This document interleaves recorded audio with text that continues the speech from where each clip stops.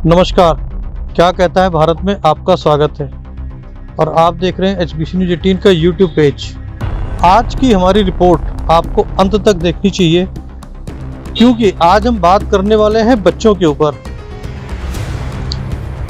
वजह आपको बताते चले, कोरोना महामारी में बहुत तेज़ी से मौतें हो रही हैं और कुछ परिवार ऐसे भी हैं जिनमें माँ और बाप दोनों की मौत हो गई है। बच्चों का क्या होगा? क्या सरकार के पास कोई ऐसी योजनाएं हैं जिसमें कि वो बच्चों के ऊपर कोई प्रोग्राम आएगा? घर में कमाने के लिए माँ भी मर गई, बाप भी मर गए, बच्चे लावारिस हो रहे हैं। सरकार, सामाजिक संस्थाएं, क्या इनके पास कोई ऐसे प्रोग्राम हैं जो आने वाले भविष्य के लिए वो चला सकें? क्योंकि जिस तरीके से मौत हो रही है, मैं फिर दोबारा कह रहा हूँ, जिस तरीके से मौत हो रही है, बहुत से परिवार ऐसे होते जा रहे हैं, दिखाई पड़ रहे हैं। मेरी अपनी जानकारी में मेरे अपने दोस्त हैं जिनके कि माँ और पिताजी बच्चों के दोनों ख़त्म हो गए, बच्चे अनाथ हो गए, दादा दादी है नहीं। इनके लिए सरकार के पास क्या योजनाएं होंगी? देखिए हमारी इस पूरी रिपोर्ट में। कोरोना महामारी की दूसरी लहर में हर दिन सैकड़ों लोगों की मौत हो रही है। इस महामारी में कई मासूम बच्चों ने अपने माँ और बाप दोनों को खो दिया है। वहीं कुछ ऐसे बच्चे हैं जिन्होंने अपने माँ या पिता को ही खो दिया है। ऐसे में जीवित माता या पिता वित्तीय और मनोवैज्ञानिक रूप से उनकी देखभाल करने में असमर्थ हैं। वहीं उनके रिश्तेदारों ने भी इन मासूमों को अपनाने से इनकार कर दिया है, जिस कारण वो बेसहारा हो गए हैं। कोरोना की दूसरी लहर में ऐसे कई माँ बाप को कोरोना ने ले लिया जिनके छोटे छोटे बच्चे हैं। कलकत्ता में एक नवजात शिशु ने हाल ही में अपने माता पिता और दादी सभी को कोरोना महामारी के चलते खो दिया। बच्चा भी कोरोना की चपेट में आया लेकिन वो बच गया। बच्चे के रिश्तेदारों ने कथित तौर पर उसकी देखभाल करने से भी इनकार कर दिया। अंत में उस बच्चे की बूढ़े नाना जो दूसरे शहर में रहते हैं, वो आकर अपने साथ उस मासूम बच्चे को लेकर गए। वह भी जब पुलिस ने जबरदस्ती की तब वो अपने साथ लेकर गए। पश्चिम बंगाल के एक वरिष्ठ पत्रकार ने कहा, कोविड में अनाथ हुए बच्चों का यह दर्द अब बहुत ज्यादा बढ़ता जा रहा है। उन्होंने कहा, हम बच्चों की देखभाल करने के लिए रिश्तेदारों की अनिच्छा शायद अस्थायी थी, लेकिन अभी हम सभी के लिए नाजुक मानसिक स्थिति है। हाल ही में कर्नाटक में 2 ऐसे केस सामने आए जिसमें माता पिता को खो चुके बच्चों को बिना किसी समर्थन के छोड़ दिया गया। एक अन्य मामले में दिल्ली पुलिस ने 2 भाई बहनों को बचाया जिनके माता पिता की कोरोना के चलते मौत हो गई थी। इसके बाद ये दोनों भाई निराश होकर अपना जीवन समाप्त करने की योजना बना रहे थे। इनमें से कई मामलों में रिश्तेदार ही पहला सहारा है, लेकिन अगर वो इन मासूमों को नहीं स्वीकारते तो राज्य सरकारों को इन बच्चों की देखभाल के लिए कोई महत्वपूर्ण कदम उठाना पड़ेगा। Delhi commission for protection of child rights ने चेतावनी दी है कि इन बच्चों को गोद लेने की कई कॉल सोशल मीडिया पर चल रही है, लेकिन कार्यकर्ताओं ने चेतावनी दी कि यह तरीका बच्चों के लिए खतरनाक साबित हो सकता है। Delhi commission for protection of child rights ने लोगों से सोशल मीडिया पर गलत काम करने की गलत सूचना न देने का आग्रह किया है। आयोग ने इच्छुक परिवारों को गोद लेने की पहल करने के लिए कानूनी प्रक्रिया का पालन करने की सलाह भी दी है। उन्होंने कहा, किसी का भी विश्वास ना करें जो कहता है वह आपको गोद लेने के लिए बच्चा दे सकता है। वे या तो झूठ बोल रहे हैं या गुमराह कर रहे हैं या बस अवैध प्रथाओं में शामिल हैं। सलाह के लिए अपने वकील मित्रों के पास पहुंचे। आयोग ने अपने माता पिता को खोने वाले बच्चों या जिनके माता पिता अस्पताल में भर्ती हैं, उनकी जरूरतों को पूरा करने के लिए एक हेल्पलाइन नंबर ध्यान से सुन लीजिए, ये सिर्फ दिल्ली के लिए है, 9311551393 की शुरुआत की है। ये सिर्फ दिल्ली के लिए नंबर है। कार्यकर्ताओं ने कहा कि महामारी के परिणाम स्वरूप अन्य जटिल स्थितियां भी पैदा हो रही हैं। समाज के गरीब वर्गों में महामारी ने पिछले साल से कई तरह से बच्चों को प्रभावित किया है। यह सिर्फ इस साल और महामारी के इस चरण में नहीं है, पिछले साल भी हमने बच्चों को कई तरह से प्रभावित होते देखा था। हमें स्लम में बच्चों के कई मामले मिले हैं क्योंकि उन्हें असुरक्षित छोड़ दिया गया था। जब हमने इस नंबर पर बात की तो फोन आदर्श ने उठाया और पूरी बातचीत का ब्यौरा सुनिए। सर, HBC न्यूज़ 18 से बात कर रहा हूँ। पहले तो ये जानना चाहूँगा कि ये Delhi commission for protection of child rights का ही नंबर है?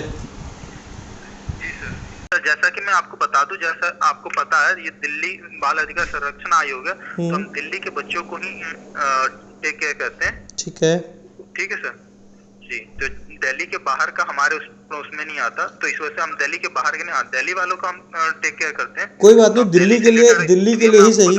हाँ, दिल्ली के लिए सही। दिल्ली के लिए आपकी क्या योजनाएं होंगी? जी, तो सर दिल्ली के लिए जितने भी 18 से नीचे के बच्चे हैं, ठीक है सर, उनके लिए एजुकेशन से और जितनी एसेंशियल चीजें होती हैं जी, चाहे वो खाने को लेके हो, चाहे एजुकेशन हो, चाहे किसी तरह की कोई दिक्कत हो, जैसे होता कई बार स्कूलों में भी रैगिंग हो गया, स्कूल की कोई चीजें सही नहीं है, ठीक है जी। उसके साथ ही पॉस्को भी होता हमारे यहाँ, इनको भी देखा जाता। और कई बार चाइल्ड लेबर हो गया, उसके बाद जूनियर जस्टिस हो गया, काफी सारी चीजें हैं जो बच्चों के तरह से पूरे प्रोटेक्शन नहीं। बेसिकली ये चीजें तो चाइल्ड कमीशन पहले से देखता है। अभी आजकल जो दिक्कत आ रही है, जिसे मैंने बात की ना आपसे, कोरोना महामारी में माँ और बाप दोनों की मौत हो गई। अब घर में कमाने वाला नहीं हुआ कोई भी, या दादा दादी भी नहीं है, बच्चे के नाना नानी भी नहीं है, या कोई अपना नहीं रहा है, या कोई रिश्तेदार नहीं अपना रहा है। मतलब इसमें कोई गरीब घर के बच्चे नहीं हो सकते, इसमें अच्छे घर के बच्चे भी हो सकते हैं। तो ऐसी सिचुएशन में क्या हम उनको रेस्क्यू करते हैं जी, ठीक है सर जी। उनको रेस्क्यू करने के बाद हम उनका देखभाल करते हैं जी। जैसे देखभाल एसेंशियल चीजें जो भी उनको सब प्रोवाइड किया जाता है, शेल्टर प्रोवाइड किया जाता है। कोरोना की दूसरी लहर में एक बड़ी समस्या निकल के जो सामने आ रही है वो ये है कि जिन बच्चों के माँ बाप ख़त्म हो जा रहे हैं वो बच्चे क्या करेंगे। आज इसी पर चर्चा करने के लिए मेरे साथ मौजूद हैं बच्चों के डॉक्टर जितेंद्र और डॉक्टर चंदन गुप्ता। डॉक्टर साहब, पहले तो आपका स्वागत है HBC न्यूज़ 18 में। धन्यवाद। आपका भी सर। जो अभी मेरी आपसे चर्चा हो रही थी, कोरोना महामारी की दूसरी लहर बहुत तेज़ी से फैली है, जितनी पहले नहीं थी। इस लहर में क्या हो रहा है कि बहुत सारे पेरेंट्स अपने माँ और बाप बच्चों के एक्सपायर हो गए। अब उस सिचुएशन में बच्चे क्या करेंगे, उनके ऊपर मनोवैज्ञानिक दबाव पड़ रहा है। तो थोड़ा सा आप बताएं कि आप बच्चों के पेशेंट डॉक्टर हैं काफ़ी टाइम से, मैं जानता हूँ आपको। रितेश जी धन्यवाद। मुझे सबसे पहले तो ये कहना है कि मुझे अपनी सामाजिक व्यवस्था के ऊपर पूरा भरोसा है। हमारे यहाँ पे जैसे सामाजिक तंत्र, ताए चाचे मामे मामी, ये सारा कुछ रहते हैं। तो ऐसी स्थितियों में वो जो समाज का एक बैकबोन है, उन बच्चों को सपोर्ट करेगा। सरकार से भी आशा है हमें, ऑल्दो पहले जो हमारे वुमेन एंड चाइल्ड वेलफेयर कुछ डिपार्टमेंट्स हैं जो अनाथ बच्चों को लेते हैं, कुछ प्रभासरा जैसे संस्थाएं हैं जो इन बच्चों को ले लेती हैं, पर उनमें जाके बच्चों का भविष्य कैसे हम सुनिश्चित कर पाएँ, क्योंकि वही हमारे आने वाले देश का भविष्य होगा। और ये जो समस्या एक पैदा हुई है, जो परिस्थिति पैदा हुई है, आपने इसके ऊपर चर्चा करके जो एक शुरुआत करी है, और बुद्धिजीवी और व्यक्ति जो इसके स्टेक होल्डर्स हैं, जो इसमें डिसीजन टेकिंग कैपेसिटी में हैं, हम उन सबसे आग्रह करें कि क्यों ना हम एक ऐसी व्यवस्था, जो बच्चे अपने रिश्तेदारों के पास भी जाते हैं, कम से कम उनको कुछ पैसे के तौर पे हेल्प हो, उनके कुछ मंथली वजीफ़े ऐसे कुछ उनको मिलें, जहाँ सरकारी उनकी एजुकेशन फ्री हो, जहाँ जैसे मिड डे मील की प्रोग्राम के साथ उनको लिंक करा जाए, ताकि उन बच्चों को रोटी पानी और पढ़ने लिखना उनका लगातार जारी रहे। ये एक शुरुआत है। आगे आप जैसे बुद्धिजीवी जहाँ और व्यक्ति बैठेंगे तो वो भी अपने सजेशन देके पॉसिबल करना है। बात रखी जैसे संस्थाओं का नाम लिया, आसरा वगैरह की संस्थाओं, ये लोग क्या होता है कि इनके पास में जो गरीब जो अनाथ बच्चे सड़क पे घूमते रहते हैं उनको करते हैं। ये जो समस्या है ये नई एक तरीके की समस्या निकल के आ रही है। हमारे पास कुछ केसेज ऐसे आए हैं कि माँ बाप दोनों एक्सपायर हो गए। आपने इससे बात की, भारत का जो सामाजिक सिस्टम वो बहुत अच्छा है, चाचा ताया नाना मामा एक्सेप्ट कर लेते, बट कुछ केसेज ऐसे आए हैं जहाँ पे चाचा ताया ने एक्सेप्ट करने से मना कर दिया। उस सिचुएशन में अगर मान लिया ऐसी सिचुएशन तो बच्चों के ऊपर मानसिक दबाव आया, उस सिचुएशन में क्या होगा? डॉक्टर्स की सलाह में क्या रहेगा उसमें? जैसे बच्चे एक नाजुक उनका मन होता है, ऐसी भयावह स्थिति में अगर बड़ों को भी गुजरना पड़े तो वो भी ये नहीं सोच पाते हम ज़िंदगी को आगे कैसे लेके जाएं। मेरा यही कहना है, नए सिरे से नए उनके लिए घर बनाना बहुत लंबी प्रोसेस है। उनके जो रिश्तेदार हैं, उनके जो सपोर्ट करने वाले हैं, जिनको जो बच्चों को अपने पास रख सकते हैं, उन सबको आग्रह करा जाए और उनकी सपोर्ट भी करी जाए सरकारी तौर पे, क्योंकि बच्चे को रखना अब बहुत बड़ी जिम्मेवारी है। जैसे कुछ एक कंट्रीज़ में बच्चों को फ्री पढ़ाया जाता है, कुछ एक कंट्रीज़ में जो बच्चे उनको स्टाइपेंड मिलता है बच्चों को पालने के लिए। तो अगर सरकार और समाज पहल करेगा तो इस जो मुसीबत की घड़ी को हम आसानी से पार कर सकते हैं।